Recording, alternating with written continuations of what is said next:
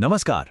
आज हम मानव भूगोल के एक सबसे बड़े और दिलचस्प सवाल को समझने की कोशिश करेंगे और वो सवाल है इंसान और प्रकृति के रिश्ते का। ये एक ऐसी कहानी है जो हमें हजारों सालों के सफर पर ले जाती है, ये देखने के लिए कि ये रिश्ता कैसे बदला और आज हम इस मोड़ पर आखिर पहुंचे कैसे। तो चलिए सीधे उस सवाल पर आते हैं जो इस पूरे टॉपिक की जड़ है। क्या प्रकृति हम पर हावी है या हम प्रकृति पर?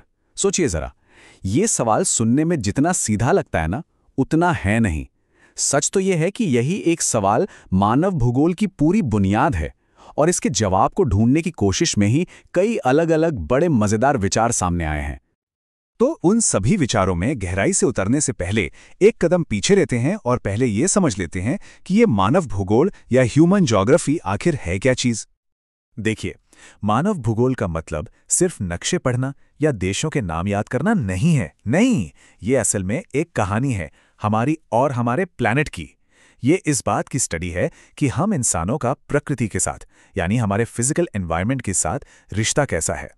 मतलब शहर बनाने से लेकर जमीन पर खेती करने तक इंसान ने प्रकृति का इस्तेमाल करके जो कुछ भी बनाया है, जो कुछ भी बदला है, वो सब मानव भूगोल का ही हिस्सा है।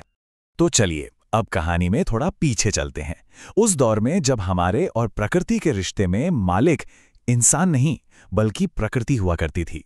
ये वो समय था जब इंसान पूरी तरह से मतलब 100% अपने पर्यावरण पर ही निर्भर था। और इसी सोच को, इसी आइडिया को एक नाम दिया गया, पर्यावरणीय निश्चयवाद या एनवायरमेंटल डिटर्मिनिज्म। ये वो शुरुआती दौर था जब टेक्नोलॉजी तो ना के बराबर थी और हमारा पर्यावरण ही ये तय करता था कि इंसान क्या खाएगा, कहाँ रहेगा, कैसे जिएगा। तब इंसान प्रकृति के बनाए नियमों के हिसाब से ही चलता था, उसकी ताकत से डरता था और उसे माता प्रकृति मानकर उसकी पूजा भी करता था। अच्छा, इस पर्यावरणीय निश्चयवाद को और अच्छे से समझने के लिए चलिए एक असली कहानी देखते हैं। मिलते हैं बेंदा से, जो मध्य भारत के घने जंगलों में रहते हैं। अब देखिए बेंदा की जिंदगी। वो अबुझमाड़ के जंगलों में रहते हैं। खेती भी वही पुरानी तरीके की करते हैं जिसे झूम खेती कहते हैं। मतलब जीने के लिए वो पूरी तरह से जंगल पर ही निर्भर हैं। यहाँ तक कि नदी से पानी पीने से पहले भी वो जंगल की आत्मा को धन्यवाद देते हैं। उनकी पूरी जिंदगी प्रकृति के साथ एक तालमेल में है। सही मायनों में बेंदा का जीवन पर्यावरणीय निश्चयवाद का एक जीता जागता एकदम परफेक्ट उदाहरण है।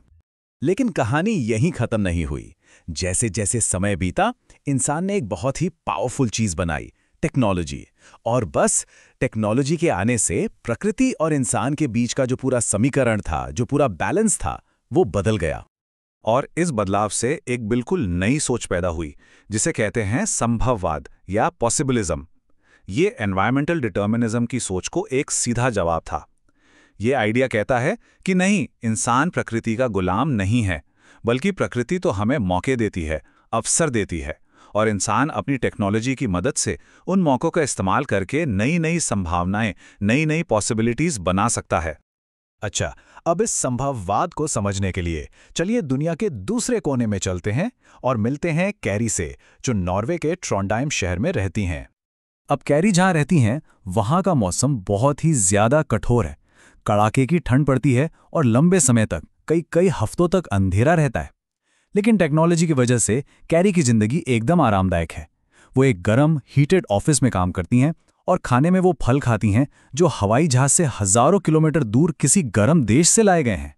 तो ये साफ साफ दिखाता है कि कैसे इंसान ने टेक्नोलॉजी के दम पर प्रकृति की मुश्किलों को भी पार कर लिया है। तो यहाँ हमारे सामने दो दुनियाएं हैं। एक तरफ है बेंदा का जीवन, जो पूरी तरह से प्रकृति पर निर्भर हैं, वो पर्यावरण के हिसाब से खुद को ढालते हैं। और दूसरी तरफ है कैरी का जीवन, जो टेक्नोलॉजी की मदद से पर्यावरण को ही अपने हिसाब से बदल देती हैं। एक है पर्यावरणीय निश्चयवाद और दूसरा है संभववाद।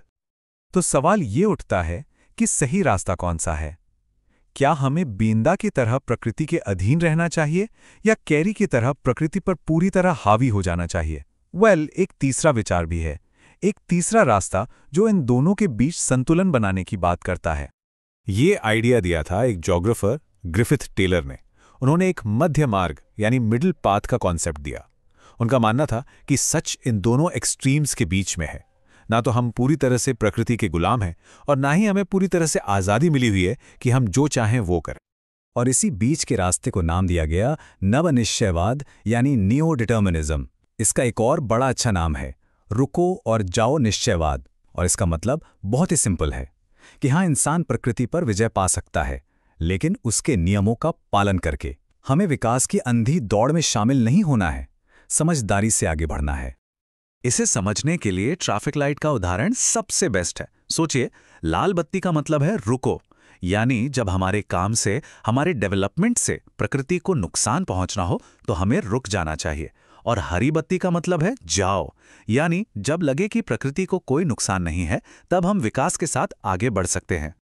और ये सिर्फ कहने की बात नहीं है, आज हम इसके नतीजे देख रहे हैं। जब जब हमने इस लाल बत्ती को अनदेखा किया है तो हमें ग्लोबल वार्मिंग, ओजोन लेयर में छेद और भयानक प्रदूषण जैसी बड़ी बड़ी समस्याओं का सामना करना पड़ा है। तो ये जो बैलेंस वाला रास्ता है, ये हमारे भविष्य के लिए बहुत बहुत ज्यादा जरूरी है। तो ये थे वो 3 बड़े विचार जो हमें इंसान और प्रकृति के रिश्ते की पूरी कहानी बताते हैं। अब जरा ये भी देख लेते हैं कि ये कहानी मानव भूगोल के और कौन-कौन से हिस्सों से जाकर जुड़ती है। जैसा कि आप देख सकते हैं, मानव भूगोल कोई छोटा मोटा सब्जेक्ट नहीं है। इसके अंदर बहुत कुछ आता है, जैसे कि सामाजिक भूगोल, जिसमें हम कल्चर, जेंडर और इतिहास के बारे में पढ़ते हैं। फिर है राजनीतिक भूगोल, जहाँ चुनावी और सैन्य भूगोल जैसे विषय हैं। आर्थिक भूगोल में हम संसाधन, खेती, उद्योग, टूरिज्म, इन सब के बारे में पढ़ते हैं। फिर जनसंख्या भूगोल भी है, नगरीय भूगोल भी है। मतलब इंसान से जुड़ी लगभग हर चीज कहीं ना कहीं भूगोल से जुड़ी हुई है। तो कुल मिलाकर अगर हम अपनी पूरी कहानी को संक्षेप में देखें तो इंसान और प्रकृति का रिश्ता एक सफर जैसा रहा है। इसकी शुरुआत हुई निर्भरता से, फिर हम पहुंचे प्रभुत्व यानी डोमिनेंस पर, और अब हम एक संतुलन की खोज की तरफ बढ़ रहे हैं। ये तो मानव भूगोल का सिर्फ एक चैप्टर था। इस चैनल पर हम ऐसे ही और भी चैप्टर्स और सब्जेक्ट्स को आसान भाषा में कवर करते रहेंगे। तो अंत में सवाल वापस वहीं आ जाता है, हमें कौन सा रास्ता चुनना चाहिए, बिंदा का, कैरी का, या फिर रुको और जाओ वाला बीच का रास्ता? शायद हमारा भविष्य इसी संतुलन को खोजने में छिपा है। इस पर जरूर सोचिएगा और आगे भी हमारे साथ मिलकर सीखने के लिए चैनल को सब्सक्राइब करना न भूलें। धन्यवाद।